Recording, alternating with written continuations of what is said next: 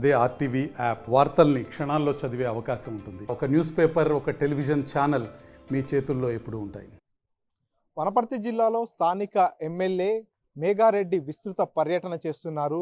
రెగ్యులర్గా నియోజకవర్గంలో ప్రజలకు అందుబాటులో ఉండడంతో పాటు వివిధ అభివృద్ధి కార్యక్రమాల్లో కూడా ముందుకు సాగుతున్నటువంటి పరిస్థితి. ప్రస్తుతం మనతో పాటు ఎమ్మెల్యే మేఘారెడ్డి ఉన్నారు. ఆయనతో మాట్లాడదాం. రుణమాఫీ అంశం ఇటీవలనే పూర్తిగా రైతులందరికీ కూడా రుణమాఫీ చేసినటువంటి పరిస్థితి. సో ఇంకా 2 లక్షల రుణం పూర్తిగా మాఫీ చేసేటటువంటి అంశం అయితే పెండింగ్లో ఉంది. దానిపై మాట్లాడదాం. అన్న చెప్పండి, మొత్తంగా ఆగస్టు 15 వరకు 2 లక్షల రూపాయల రుణమాఫీ చేస్తామనేటటువంటి హామీని కాంగ్రెస్ ప్రభుత్వం ఇచ్చింది. ఇప్పటిదాకా 1,50,000 రూపాయల రుణమాఫీ కూడా చేశారు. 2 లక్షల రుణమాఫీ ఆగస్టు 15 వరకు సాధ్యమవుతుందా? మా సీఎం గారు చెప్పినట్లు అంతకుముందు అసెంబ్లీలో చెప్పిండు, పార్లమెంట్ ఎన్నికల ప్రచారంలో చెప్పినాడు. 3 విడతలుగా 1,00,000 రుణమాఫీ ఒకటి, 1,50,000 లోపు ఒకటి, 2 లక్షల లోపు ఒకటి చేస్తామన్నారు. సో 1,00,000 అయిపోయింది, 1,50,000 అయిపోయింది. 2 లక్షల లోపు ఉన్న రైతులకు కూడా చేయాల్సి ఉంది. మా గౌరవ ముఖ్యమంత్రి గారు ఆ పెట్టుబడుల కోసం అమెరికా వెళ్ళున్నాడు. సో మళ్ళీ ఆయన అక్కడి నుంచి ఆపరేట్ చేసి చేస్తాడా లేదా 15th లోపు చేయాలని 100% మా గవర్నమెంట్ మాట ఇచ్చిన ప్రకారం ప్రయత్నం చేస్తుంది. ఒకరోజు అటు ఇటు 100% ఈ మంత్లో చేస్తాం. అది ఇప్పటిదాకా జరిగినటువంటి రుణమాఫీలో కూడా చాలా మంది రైతులకు రుణమాఫీ జరగకపోవడం ఒక అంశం అయితే, చాలా చోట్ల కూడా రుణమాఫీ పేరిట కొంతమంది బ్యాంకర్లు కూడా నేరుగా అవినీతికి పాల్పడుతున్నటువంటి ఘటనలు బయటకు వస్తున్నటువంటి పరిస్థితి. వాటిపై ఎటువంటి చర్యలు తీసుకుంటారు? జనరల్గా అట్లాంటివి అయితే మా దృష్టికి రాలే. కాకపోతే ఆ ఫ్యామిలీ ఐడెంటిఫికేషన్లో కొన్ని తల్లి తండ్రి అన్నదమ్ములు ఉన్న దగ్గర చిన్న చిన్న ప్రాబ్లమ్స్ ఉన్నాయి. ఆ ప్రాబ్లమ్స్ ఉన్న వాళ్ళంతా మా దగ్గరికి వస్తున్నారు. ఆ సంబంధిత ఏఈఓలకు, సంబంధిత అగ్రికల్చర్ ఆఫీస్కు, సంబంధిత బ్యాంకర్స్కు, ఆ డిపార్ట్మెంట్కి అంతా అప్డేట్ చేసే ఆప్షన్ కూడా ఉంది. కాబట్టి అవన్నీ రన్నింగ్లో ఉన్నాయి, అవన్నీ చేస్తున్నాం. మీరు అన్నట్లు బ్యాంకర్స్తో అందులో చేసేది ఏముండదు. చిన్న కమ్యూనికేషన్ గ్యాప్ ఉండే అప్ టు December 9, 2023 వరకు అక్కడికి ఇంక్లూడింగ్ ఇంట్రెస్ట్ ఏముందో దాన్ని 2 లక్షలు కట్ ఆఫ్ తీసుకొని అక్కడికి చేసే ప్రయత్నం చేస్తున్నాం. నా దృష్టికి ఒక్క సింగిల్ విండో ఒకటి వచ్చింది. వస్తే నేను ఆ సింగిల్ విండో ఆ చైర్మన్కు, అక్కడున్న సీఈఓకు, అక్కడున్న డిస్ట్రిక్ట్ డీసీఓకి అందరికి మాట్లాడి అట్లా చేయకండి, రైతులను ఇబ్బంది పెట్టద్దని చెప్తున్నాం. పారదర్శకంగా నడుస్తుంది, దానిలో ఏమి ఇబ్బంది లేదు. ముఖ్యంగా చూసుకున్నట్టయితే వనపర్తి జిల్లాలో సివిల్ సప్లై పూర్తిగా తెలంగాణ రాష్ట్ర వ్యాప్తంగా చూసుకున్నట్లయితే వనపర్తి జిల్లానే హైయెస్ట్గా నిలుస్తున్నట్టుగా ప్రచారం జరుగుతుంది. పెద్ద ఎత్తున CMRBM కావచ్చు, మిగతా అన్నిట్లో కూడా పెద్ద ఎత్తున ఫ్రాడ్ జరుగుతున్నట్టు ప్రచారం జరుగుతుంది. మీ దృష్టికి ఏమన్నా వచ్చిందా దీనిపై? ఇప్పుడు మీరు చెప్పింది మాటలు, మీరు చెప్పిన సివిల్ సప్లైకి సంబంధించి, ఆ రైస్ మిల్లర్లకు సంబంధించి నేను ఎలక్షన్ ప్రచారం December 2023 ముందు ఎన్నికల ప్రచారంలో కూడా చెప్పిన. ఈ తెలంగాణ రాష్ట్రానికి అగ్రికల్చర్ మంత్రి వనపర్తి నుంచి ఉన్నాడు. అసలు ఆయన నియోజకవర్గంలో ఇన్ని రైస్ మిల్లు ఎందుకు పెరిగినాయి, సడన్గా ఇన్ని రైస్ మిల్లు ఎందుకు వచ్చినాయి, అసలు ఈ లారీలు ఏంది, దీనికి దొంగ నెంబర్లు ఏంది, అదే రీసైకిల్ ఏంది, ఏఈఓ స్టార్ట్ చేస్తే అప్ టు హైయర్ అధికారి వరకు అదంతా వాళ్ళని ఎందుకు ఇబ్బంది పెడుతుంటారు, వాళ్ళ ఇన్వాల్వ్మెంట్ ఏంది, దీని మీద నేను రైస్ మిల్లర్స్ మీద ఎలక్షన్ ముందే మాట్లాడినా. అట్లాంటిది ఆ తప్పు చాలా జరుగుతుంది వనపర్తి నియోజకవర్గంలో. స్పెసిఫిక్ దానికి జరగడానికి కారణం ఏంటంటే ఇక్కడ ఉన్న అగ్రికల్చర్ మంత్రి, ఆయన అండర్లో వచ్చే పోర్ట్ఫోలియో, దీని మీద నేను అప్పటి నుంచి పోరాటం చేస్తున్నాను. సో జిల్లాలో అత్యధికంగా చూసుకున్నట్టయితే బ్లాక్ లిస్టెడ్ మిల్లులు కావచ్చు, బకాయిలు ప్రభుత్వానికి చెల్లించాల్సినటువంటి బకాయిలన్నింటిలో కూడా వనపర్తి జిల్లానే టాప్ పొజిషన్లో ఉంది. ముఖ్యమంత్రి రేవంత్ రెడ్డి సొంత జిల్లాలో ఇంత పెద్ద ఎత్తున అవినీతి జరుగుతుంది కదా, దీనికి ఎట్లా చెక్ పెడతారు? ముఖ్యమంత్రి దృష్టికి తీసుకెళ్తారా ఈ అంశాన్ని? తప్పకుండా దీని మీద మొన్న అసెంబ్లీలో 6th డే 7th డే రోజు సివిల్ సప్లై మీద అసెంబ్లీలో కూడా చర్చ అయింది. దానికి మా గౌరవ మంత్రి ఉత్తమ్ కుమార్ రెడ్డి కూడా సమాధానం చెప్పిండు, మా ముఖ్యమంత్రి గారు కూడా చెప్పారు, దాని మీద సమాధానం చెప్పింది. దాంట్లో ముఖ్యమంత్రి గారు సొంతం జిల్లా అయినా, ఇంకో జిల్లా అయినా, పక్క జిల్లా అయినా, ఏ జిల్లా అయినా కూడా గవర్నమెంట్కి ఇవ్వాల్సిన ప్రతి అమౌంట్, వాళ్ళకి ఇవ్వాల్సిన డెడ్లైన్ అయిపోయింది, వాళ్ళకి ఇవ్వాల్సిన టైం అయిపోయింది. అందరు రికవరీ చేయాల్సిందే, వాళ్ళ దగ్గర ఉన్న స్టాక్ అంతా ఇవ్వాల్సిందే. అయ్యకపోతే బ్లాక్ లిస్ట్ పెడతామని బ్లాక్ లిస్ట్ కూడా పెట్టిరు, కొన్ని నోటీసులు కూడా ఇచ్చిండ్రు, రెవెన్యూ రికవరీ నోటీసులు కూడా ఇచ్చిన్నారు అధికారులు. అంత ప్రాసెస్లో ఉంది. మీరు అన్నట్లు ఈ మధ్య కూడా నాకు కూడా కొన్ని తెలిసినాయి, వేరే దగ్గర నుంచి ఆ దొడ్డు బియ్యం తీసుకొచ్చి అవి తీసుకొచ్చి రీసైకిల్ చేసి వాళ్ళు ఇవ్వాలని చూస్తున్నారు.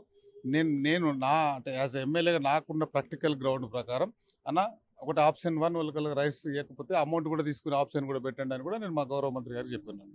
నిన్ననే మంత్రి ఉత్తమ్ కుమార్ గారు కూడా పూర్తిగా ఈ అంశంపై రివ్యూ మీటింగ్ కండక్ట్ చేసినట్టుగా తెలుస్తుంది. September 30 వరకు గడువు ఇచ్చినట్టుగా తెలుస్తుంది. ఈ ప్రక్రియ ఎట్లా కొనసాగుతుంది, రికవరీకి సంబంధించిన ప్రక్రియ?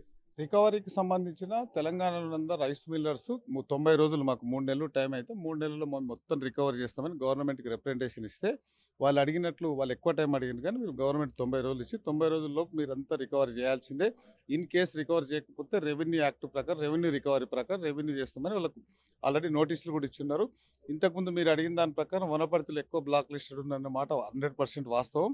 దానికి ఆల్రెడీ మీరు అట్ ది సేమ్ టైం ఆ పోలీస్ రికార్డ్స్ కూడా తీసుకోండి. వనపర్తి జిల్లాలోనే హైయెస్ట్ రైస్ మిల్లర్స్ మీద ఫీడీ యాక్ట్ కేసులు కూడా బుక్ అయినాయి.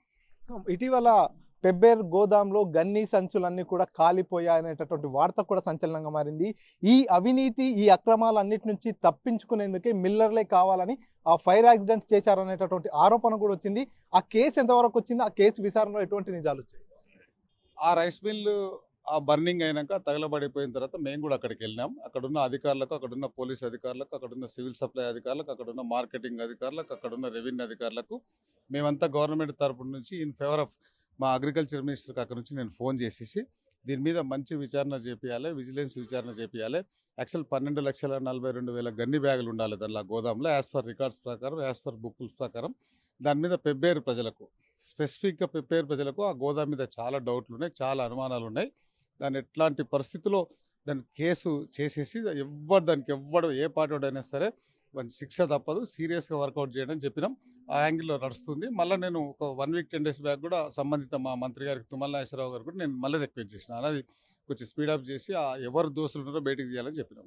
సో ఇక్కడ ఇంత పెద్ద ఎత్తున అవినీతి జరగడానికి ప్రధానంగా కొంతమంది మిల్లర్లు చెప్తున్న మాట, మాకు అధికార కాంగ్రెస్ పార్టీ అండదండలు ఉన్నాయి, స్థానిక ఎమ్మెల్యే మద్దతు కూడా ఉంటుందంటూ బయట ప్రచారం చేస్తున్నారు. ఇందులో వాస్తవం ఎంత?